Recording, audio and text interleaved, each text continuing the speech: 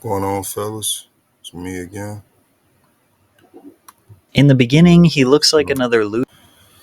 But yeah, today we're going to be reacting to McLovin got what he deserved life after Superbad. Now, I never saw or heard from McLovin or anything like that since the Superbad movie. So this should be pretty interesting for the both of us, for like all of us, I should say.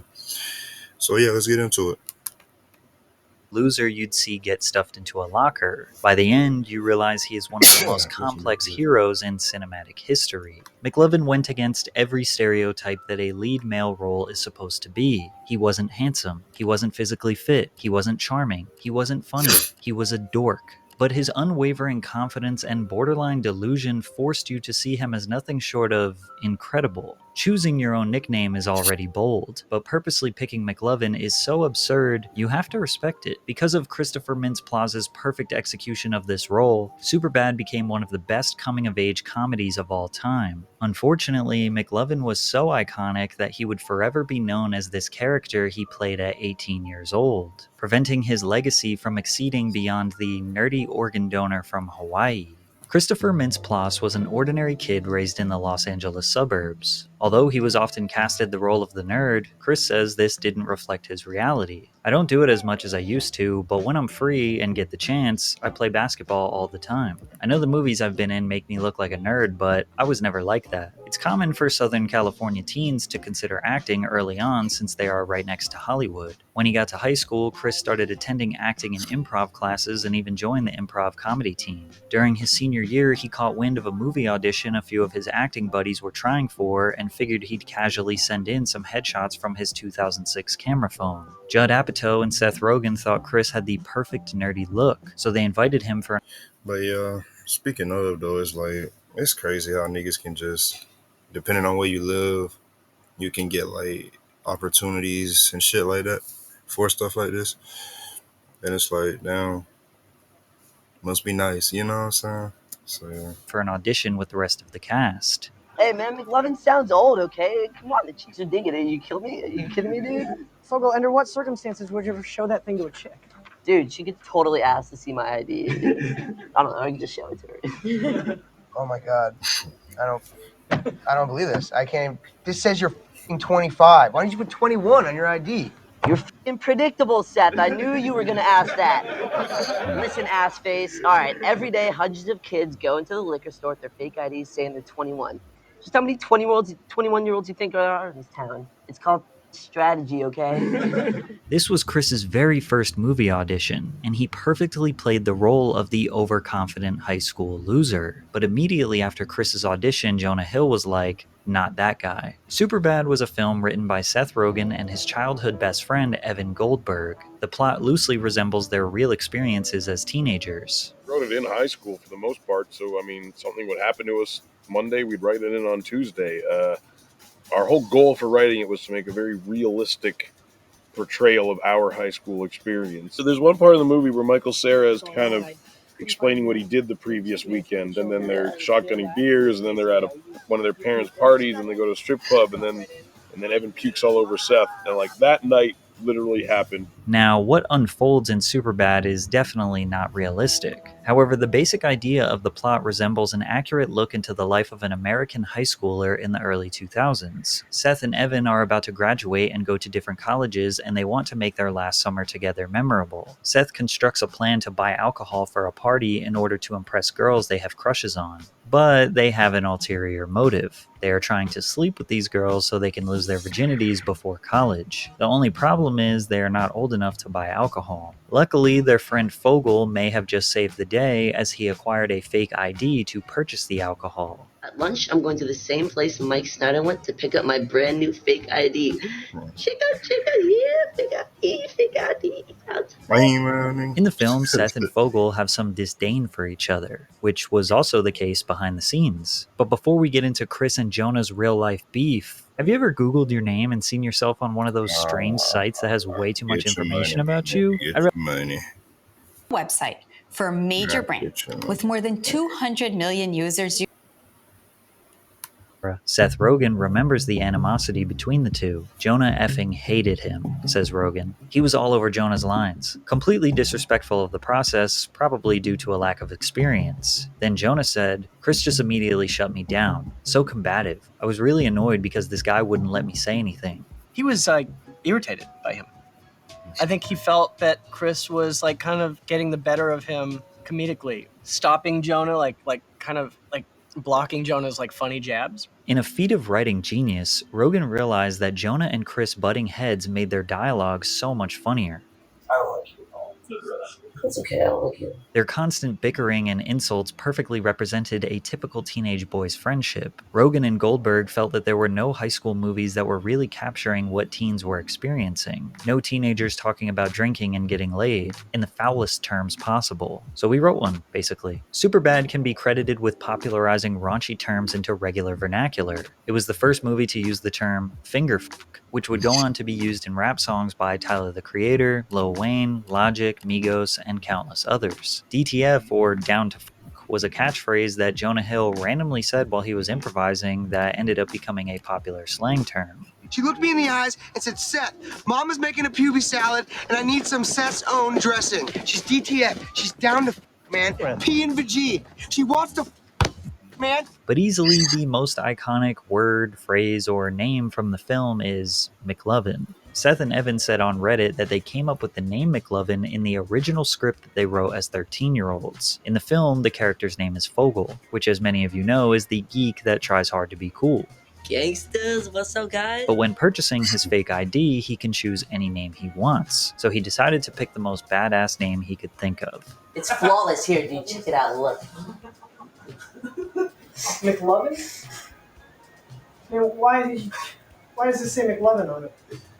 Well, they let you pick any name you want when you get down there. Fogel's dead set on McLovin being a great name. Combine that with his witty jabs at Seth, and he totally shifted the audience's feelings towards him. I mean, it's up to you, Fogel. This guy's either going to think, here's another kid with a fake ID, a 25-year-old Hawaiian organ donor. Okay, so what's it going to be? I am McLovin. McLovin becomes an audience surrogate here. They relate to the feeling of being... But yeah, I didn't know down the fuck and all this other stuff came from this movie though. The more you know.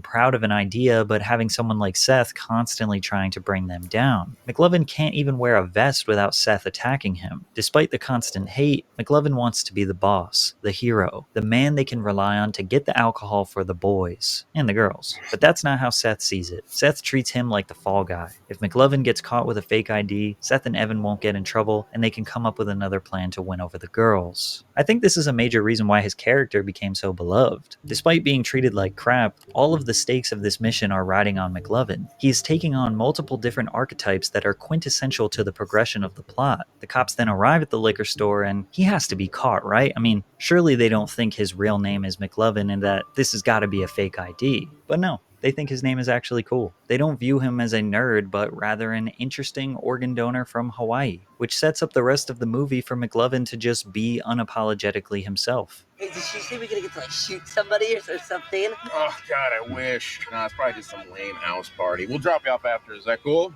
Yeah, man! Show these f***ers how we roll! And despite him getting caught up with the cops, he still comes through with the alcohol, completing the original mission he set out to accomplish. Even Seth had to admit that McLovin is the man for that. We made it! We made it with the booze and everything! We made it! Hold this. I can't believe you still have the liquor. It's awesome. Yeah, man, I told you the idea would work. I fooled those cops. I'm McLovin. Woo! I am McLovin. As if the story couldn't get any better for McLovin, he is the only one out of the three that ends up getting laid. And since he was 17 years old during the film, his mother had to be on set watching her son perform his first sex scene. I got a boner. Good. And why not just put the cherry on top? He gets dragged out of the party fighting the cops, which impressed all of his peers, then ends the movie guns blazing. Break yourself, fool! Jeep Compass owners. Get your money, my nigga. Get your money. Get your money.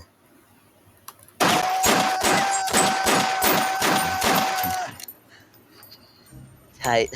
With all the cards stacked against him, McLovin saved the day, got the girl, and was a total badass while doing it. With a relatively small budget of $20 million, Superbad surpassed everyone's expectations, earning $33 million on its opening weekend and eventually grossing $300 million when including revenue from DVD sales. The day after the movie premiered, Christopher went from a nobody to a superstar. Literally the next day after it came out, I went into the Habit, which is a burger joint down here in LA, and like people screamed at me from across the hall, McLovin, and chased me down, which was very alarming at age 18. Yeah. And very surreal and kind of cool. I probably felt like I was the Beatles or something back then. He told People magazine, "It was very alarming for a 17-year-old person. I was trying to figure out who I was as a human being at the time, and then to have millions of people knowing you as McLovin was very intense." Vince Plaza's performance earned him a nomination at the MTV Movie Awards for Best Newcomer. Superbad was an instant classic, and McLovin was a McIcon. The hip-hop community loved McLovin. Wiz Khalifa could be credited with being the first rapper to name drop him in his 2007 track Be Easy, where he says, "Yeah, the young and Superbad, you can call me McLovin." He was mentioned in quite possibly the biggest hip-hop collaboration of all time. In the 2009 track Forever, featuring Drake, Kanye West, Lil Wayne, and Eminem, Kanye says, "Superbad chicks giving me McLovin." In Kid Cudi and Ye's collaboration Erase Me, they hired Chris to perform as the drummer in the music video. Ironically, rappers' images are the antithesis of McLovin. They are typically seen as smooth-talking, womanizing, stylish, and all-around cool people. But as hip-hop grew into the most popular genre in the world, countless rappers glorifying McLovin made him this larger-than-life figure. A quick search through Genius and you will find McLovin being referenced in lyrics by just about every rapper you can think of. Chance the Rapper, Lil Pump, Tyga, Logic, 21 Savage, Megan Thee Stallion, Rich the Kid, Migos, the list goes on forever. In a 2009 interview with Jonah Hill, he told MTV that he and Eminem were friends. Eminem says his favorite movie is Superbad, ever, of all time. He said if there was an award for best movie ever, he thinks Superbad should win. He quotes all the scenes to me. A viral YouTube sketch titled "The Truth Behind Trapaholic's Voice" helped certify McLovin in hip-hop even further. Chris is seen delivering some of the most iconic hip-hop vocal drops of all time. Real trap shit. Trapaholics. We make it look easy. Walk with your boys.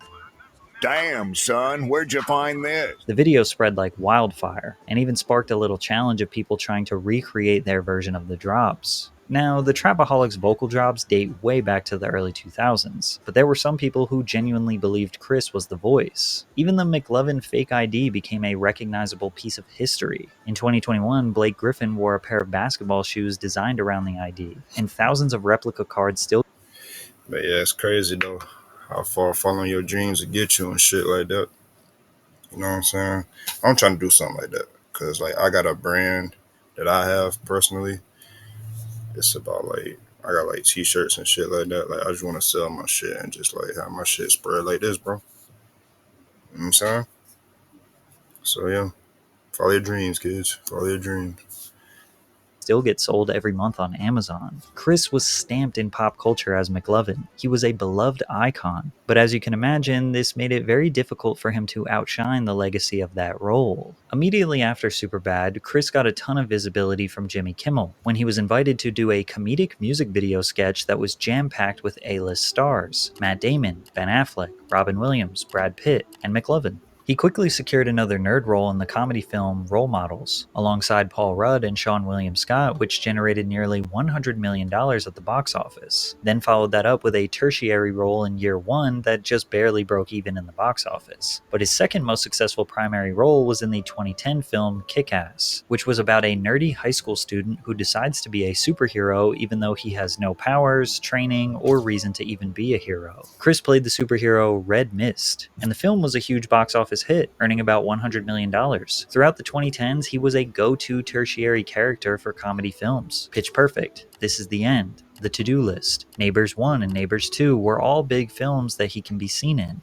However, it became clear that Christopher was being typecast in Hollywood, which is essentially when someone plays the same general character in every film. No matter what movie, Chris was always the nerd or the skinny weakling who isn't taken very seriously. And although some of the films were successful, none of them came close to eclipsing the domination of Superbad. which made every character he portrayed look like a lesser version of McLovin. People didn't even refer to Christopher Mintz-Plasse as his real name. They would say, oh, that movie has McLovin in it. I met someone at the Celtics game that's like, hey, McLovin. I'm like, yeah, what's going on? My name's Chris. And he's just like, I'm calling you McLovin. I don't care. I'm calling you this. And I'm like, all right. However, there are some benefits to being typecast. If you are in the right genre, which for Chris is comedy, you can easily get consistent work. Every time there is a goofy or raunchy comedy being made, Chris is seen as a viable option for a character. This has kept him very active doing